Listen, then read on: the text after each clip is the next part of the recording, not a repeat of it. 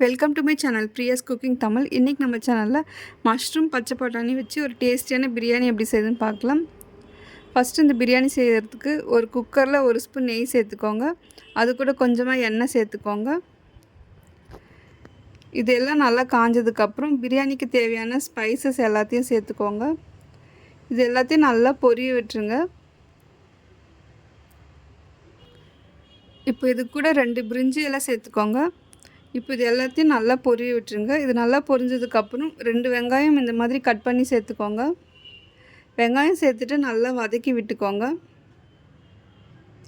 வெங்காயம் நல்லா வதங்கணும். இப்போ வெங்காயம் கொஞ்சம் வதங்கினதும் 4 பச்சை மிளகாய் கீரி சேர்த்துக்கோங்க. பச்சை மிளகாய் சேர்த்துட்டு நல்லா வதக்கி விட்டுக்கோங்க.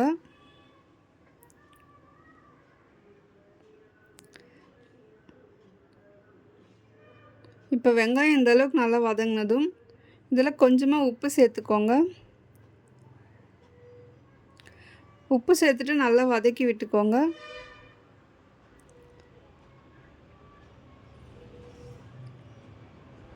இப்போ வெங்காயம்லாம் நல்லா வதங்கிடுச்சு. இந்த அளவுக்கு நல்லா வதங்கினதுக்கப்புறம் இதில் இஞ்சி பூண்டு விழுது சேர்க்கலாம். 1 ஸ்பூன் இஞ்சி பூண்டு விழுது சேர்த்துக்கோங்க. இஞ்சி பூண்டு விழுதோடைய பச்சை வாசனைலாம் போகிற அளவுக்கு நல்லா வதக்கி விட்டுக்கோங்க.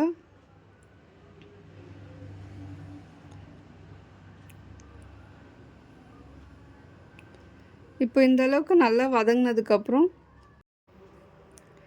இதில் கொஞ்சமாக புதினா சேர்த்துக்கோங்க.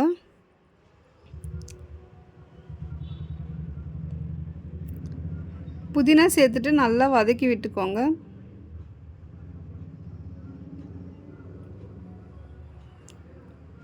இப்போ புதினாலாம் நல்லா வதங்கிடுச்சு.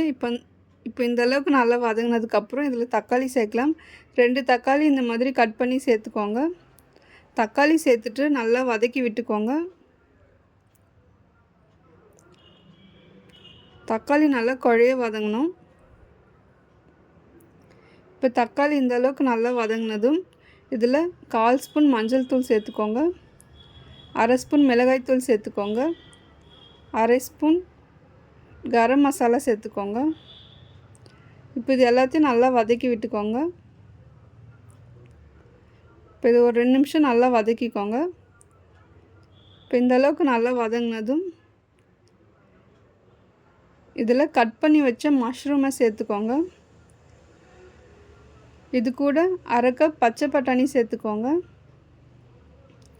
இப்போ இது எல்லாத்தையும் நல்லா வதக்கி விட்டுக்கோங்க. இப்போ மசாலாலாம் நல்லா இறங்கணும், அந்தளவுக்கு நல்லா வதக்கிக்கோங்க.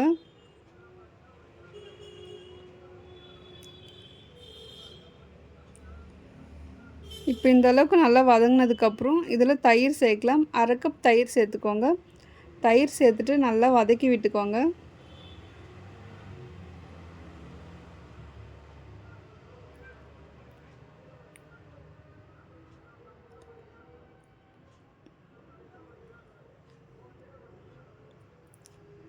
இப்போ இந்த அளவுக்கு நல்லா வதங்கினதுக்கப்புறம் இதில் கொஞ்சமாக உப்பு சேர்த்துக்கோங்க. உப்பு சேர்த்துட்டு நல்லா வதக்கிக்கோங்க.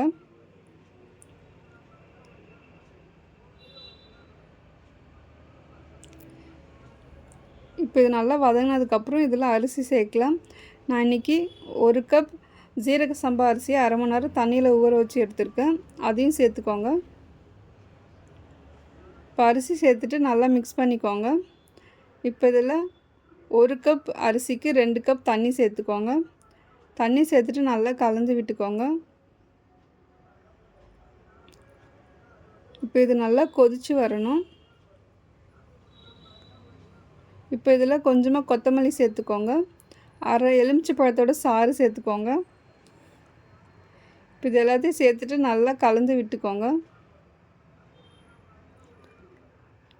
இந்த அளவுக்கு நல்லா கலந்ததுக்கப்புறம் குக்கர் மூடி போட்டு ஒரு 3 விசில் வர அளவுக்கு நல்லா வேக வச்சு எடுத்துக்கோங்க. இப்போ 3 விசில் வந்துருச்சு. குக்கர் ஓப்பன் பண்ணி பார்க்கலாம். அரிசிலாம் ரொம்ப நல்லா வெந்து வந்திருக்கு. இப்போ ரொம்பவே டேஸ்டான அண்ட் குயிக்காக செய்யக்கூடிய மஷ்ரூம் பச்சை பட்டாணி பிரியாணி ரெடி ஆகிடுச்சு. கண்டிப்பாக இந்த ரெசிபியை வீட்டில் ட்ரை பண்ணி பாருங்கள். இந்த பிரியாணியை லஞ்சு கூட கொடுத்துடலாம். ரொம்பவே டேஸ்ட்டாக இருக்கும். உங்களுக்கு இந்த வீடியோ பிடிச்சிருந்தா மறக்காமல் பிரியாஸ் குக்கிங் தமிழ் சேனலை சப்ஸ்கிரைப் பண்ணிவிடுங்க. இந்த வீடியோவுக்கு ஒரு லைக் பண்ணிக்கோங்க. தேங்க்யூ.